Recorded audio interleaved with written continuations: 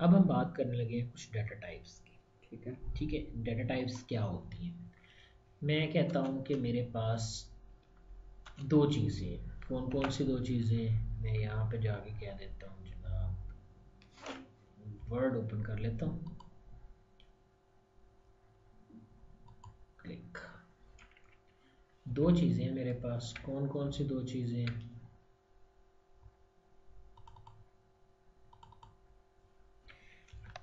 एक है वेरिएबल, ठीक है। और एक है कांस्टेंट।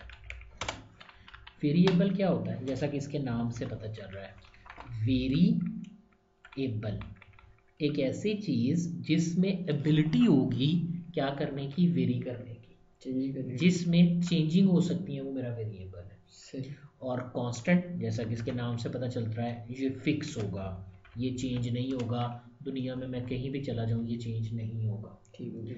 हम अपने पास C++ में कांस्टेंट की बात का हम कम करेंगे, हम बात करेंगे वेरिएबल की। Variables। कांस्टेंट क्या होते हैं, 2 5 7 9, ये सारे कांस्टेंट्स हैं, ये चेंज नहीं होंगे।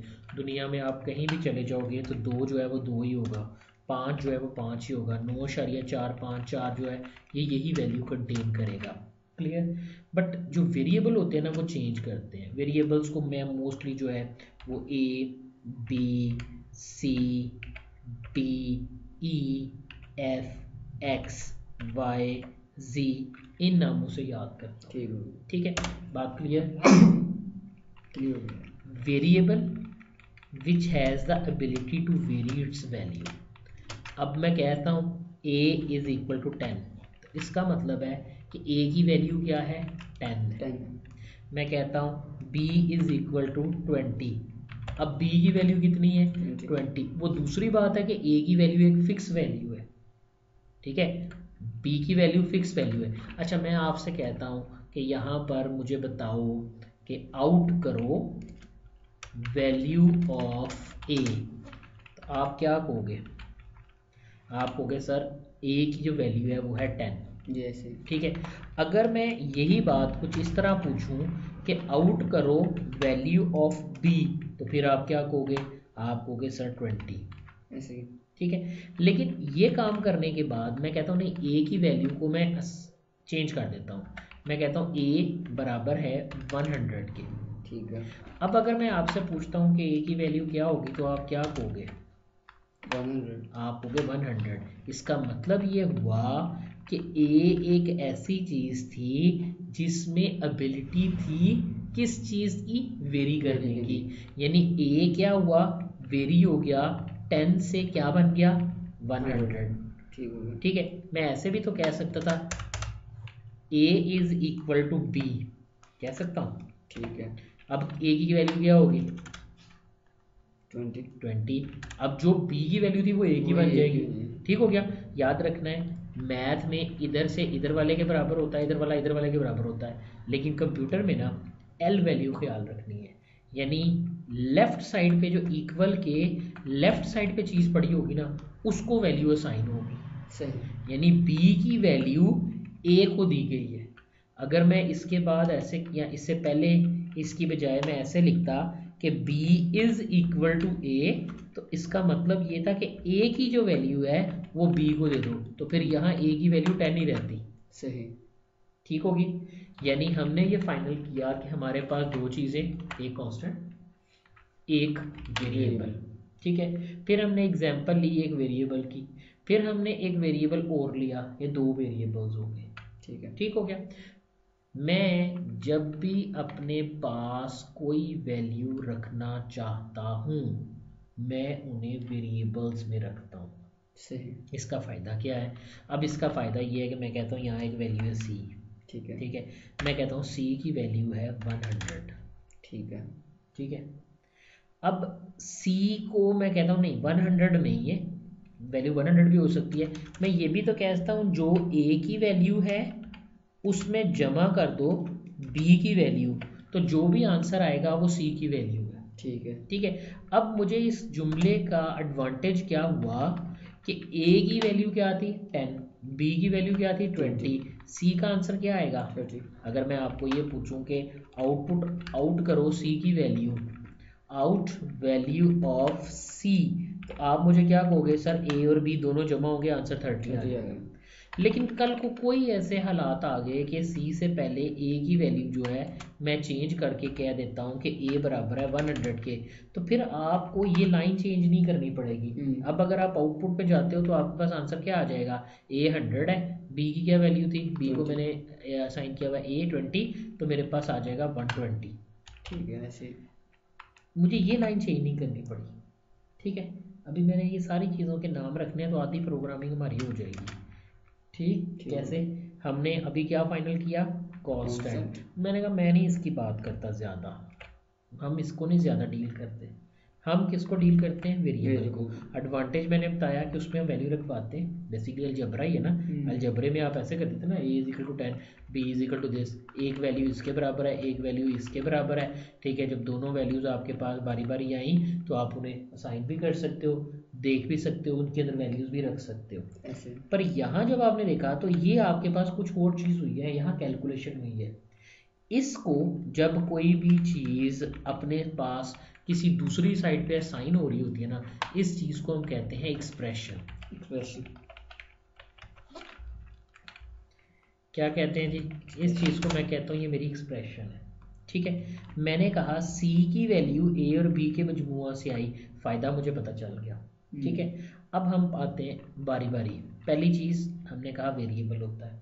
ठीक है, जब भी प्रोग्रामिंग में मैं कहता हूँ मैं इस फाइल पे काम नहीं करता, मैं इस फाइल को सेव करता हूँ, ज़रा यहाँ देखना ये एक स्टार नज़र आ रहा है जी, इसका मतलब ये है कि मैंने इस फाइल में तब्दीली की है, मैंने अब इसको सेव नहीं किया। ठीक, मैं कंट्रोल एस करता हूँ, फाइल सेव हो गई। ठीक, अब एक और फाइल बनाते हैं, कैसे, फाइल न्यू सोर्स, यहाँ से भी कर सकता हूँ, ये न्यू की ऑप्शन है, इस पर भी दबाता हूँ तब भी मेरे पास वही आती है। ठीक है, मैंने क्लिक किया, ये नई फाइल आ गई। मैं अपनी फाइल का नाम रखता हूँ हैश। अच्छा, कोशिश करते हैं कि हम छोटे केस में लिखें, इंक्लूड आयो स्ट्रीम। अभी आप याद रखो आयो स्ट्रीम आपने ऐसे ही लिख देना। ठीक है, बेसिकली ये लिखा हुआ है, स्ट्रीम कहते हैं फ्लो को। ठीक है, आई कहते हैं इनपुट को, ओ कहते हैं आउटपुट को। तो इनपुट और आउटपुट का एक फ्लो इस फाइल के अंदर होता है। ठीक है, फिर मैंने कहा यूजिंग नेम स्पेस std। ठीक है, ठीक है, और फिर मैंने कहा void लिखने की जरूरत नहीं, हमने कहा मेन एक डिफाइन कर दिया और फिर मेन की बॉडी डिफाइन कर दी। ठीक है, कि मेन की लेंथ कहाँ तक जाएगी।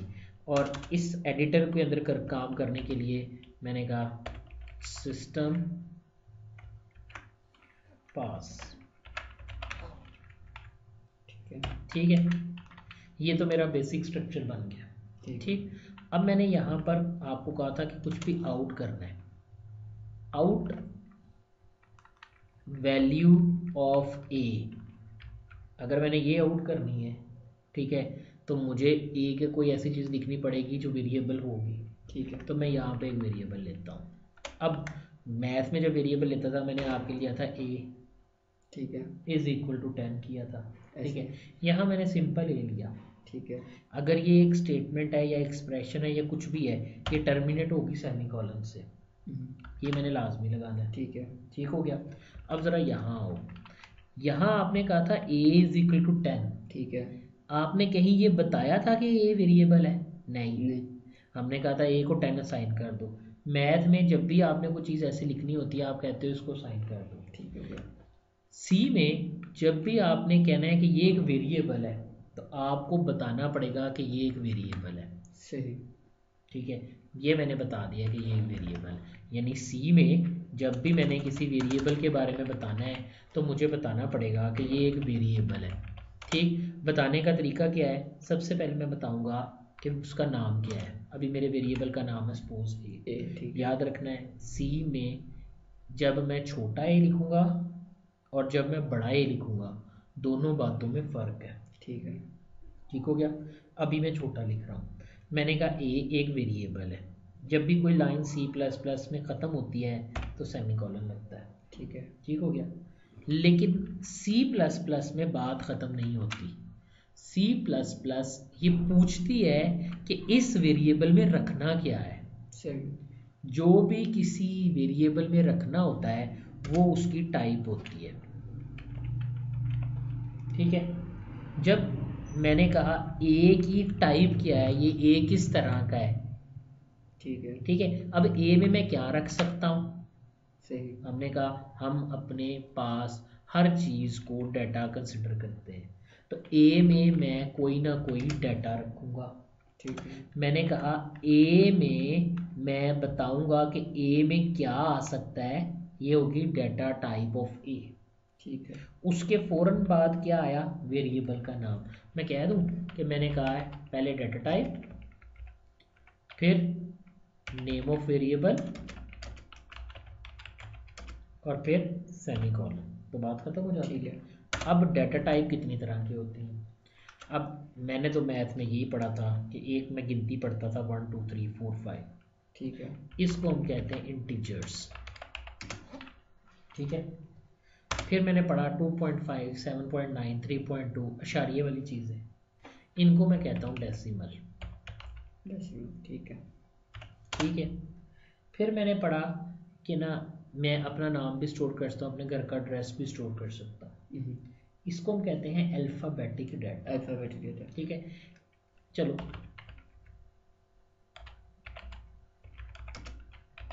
मैंने कहा अल्फ़ाबेटिक डाटा। ठीक है, तीसरी चीज़ और क्या स्टोर कर सकता हूँ। मैं कहता हूँ यार ये बंदा ना हमेशा सही कहता है, जो भी वो बोलेगा वो सही होगा, ऐसा ही है। ठीक है। मैं कहता हूँ ये बंदा हमेशा झूठ बोलता है, जो भी वो बोलेगा वो गलत होगा। सही है। जब मैंने गलत को स्टोर करना हो या सही को स्टोर करना हो ना, मैं कहता हूँ लॉजिकल। सही।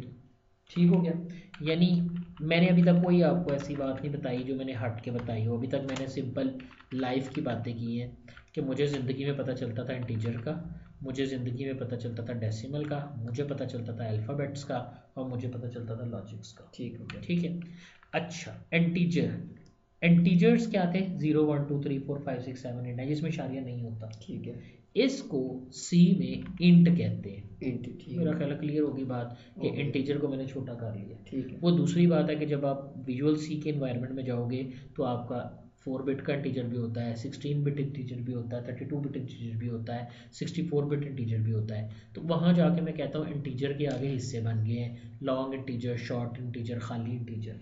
ठीक है। ठीक है, लेकिन अभी मैं जनरल बात कर रहा हूँ, वेरिएबल्स बता रहा हूँ, तो मैंने कहा इंटीजर। अब जो डेसिमल था ना, ये ना दो हिस्सों में डिवाइड हो गया। कैसे, ये मैं अभी बाद में बताता हूँ, पहले ज़रा अल्फ़ाबेटिक की बात कर लें। अगर मैं अपना नाम लिखूँ, मेरा नाम क्या है, अत्थर। ठीक है। आपका नाम क्या है, आसिम। ठीक है। ठीक, अच्छा आप कहते हो कि सर ऐसे, तो ऐसे भी तो हो सकता है, मेरा नाम हो ए, आपका नाम हो बी, सही। ऐसे भी तो हो सकता है। अगर तो ये अल्फ़ाबेट एक करैक्टर होगा ना, ठीक है, अगर ये अल्फ़ाबेट क्या होगा, वन करैक्टर, तो मैं लफ्ज़ यूज़ करता हूँ चार। सही। ठीक है, चार। चार ये यूज़ होता है किसके लिए, करैक्टर के लिए, ए बी सी। लेकिन वेरिएबल भी ऐसे ही लिखा तो करैक्टर भी ऐसे ही लिखा, तो फ़र्क क्या हुआ, मोस्टली जब हम चार लिखते हैं ना, यानी करैक्टर लिखते हैं, तो मैं उसको सिंगल कोट में लिखता हूँ। सही। ठीक है, अब इससे पता चलता है कि ये एक करैक्टर है, ये एक करैक्टर है।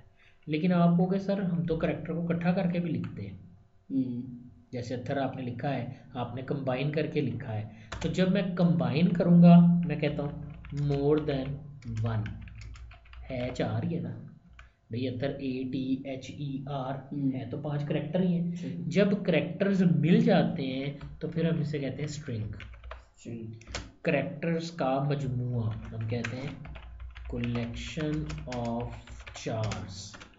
ठीक है, ठीक हो गया, ये भी बात समझ आ गई। लॉजिकल में मैंने कहा था या तो वो सच बोलता है या वो झूठ बोलता है। अगर तो वो सच बोलता है तो मैं कहूँगा वो ट्रू है। ठीक है, ट्रू को ना हम कंप्यूटर की ज़ुबान में वन कहते हैं, सही, और फॉल्स को हम कंप्यूटर की ज़ुबान में ज़ीरो कहते हैं, ज़ीरो।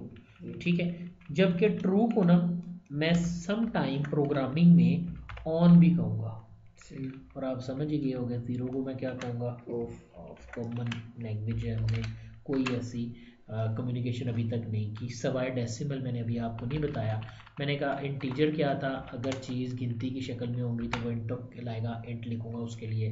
डेसिमल मैंने छोड़ दिया है। अल्फ़ाबेटिक मैंने आपको बता दिया, एक करेक्टर हो तब भी बता दिया, एक से ज़्यादा होंगे तब भी बता दिया।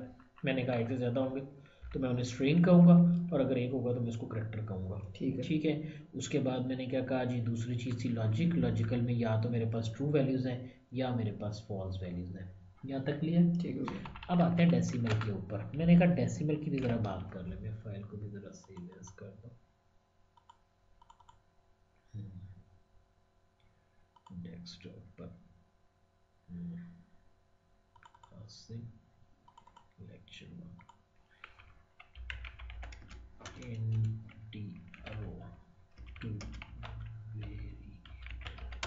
ठीक है जी, यहाँ तक क्लियर हो गया? ठीक है। इंटीजर, डेसिमल, अल्फ़ाबेट हमने बात कर ली। अब मैं कहता हूँ डेसिमल क्या होता है, तो मैं इसको ना निकाल के ज़रा नीचे ले आता हूँ ताकि ये बाकी ज़रा सेपरेटली क्लियर हो जाए। मैं जब छोटा होता था ना, तो मैं जब गिनती पढ़ता था मैंने कहा 2.4, ठीक है, एक आ सकती है वैल्यू। ठीक है, मैं कहता था 22/7 बनता है 3.413413। ये क्या, ये पाई की वैल्यू है, ये पाई की वैल्यू। यानी अगर मैं, चलो कैलकुलेटर निकालते हैं,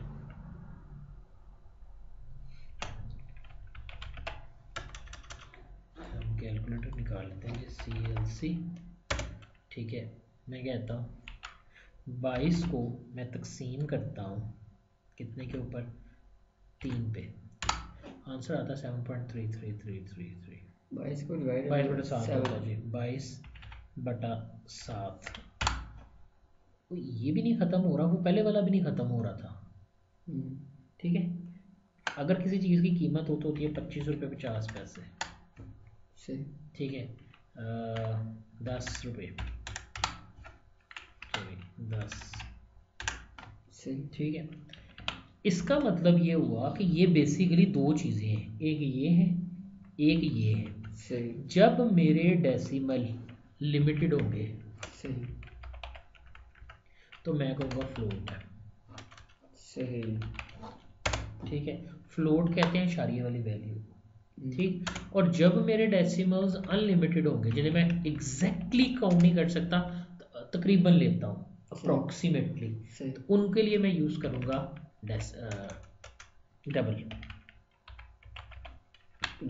डबल। ये दो लफ्ज़ ज़्यादा लेते हैं, अभी दोनों लफ्ज़ आपके लिए नहीं है, लेकिन अभी ये समझ लो कि जब मैंने लिमिटेड इशारिया लेना होगा ना, जैसे 2.4 है, तो मैं यूज़ करूँगा फ्लोट। ठीक है, और जब मैंने इस तरह करना होगा कि मैं अप्रॉक्सीमेटली वैल्यू लेना चाहूँ तो फिर मैं लूँगा डबल। ठीक हो गया। तो ये थे आपके C++ के बेसिक वेरिएबल्स। अभी इनकी मज़ीद डेप्थ है, लेकिन यहाँ तक अगर कोई बात पूछने वाली है तो आप पूछ सकते हो।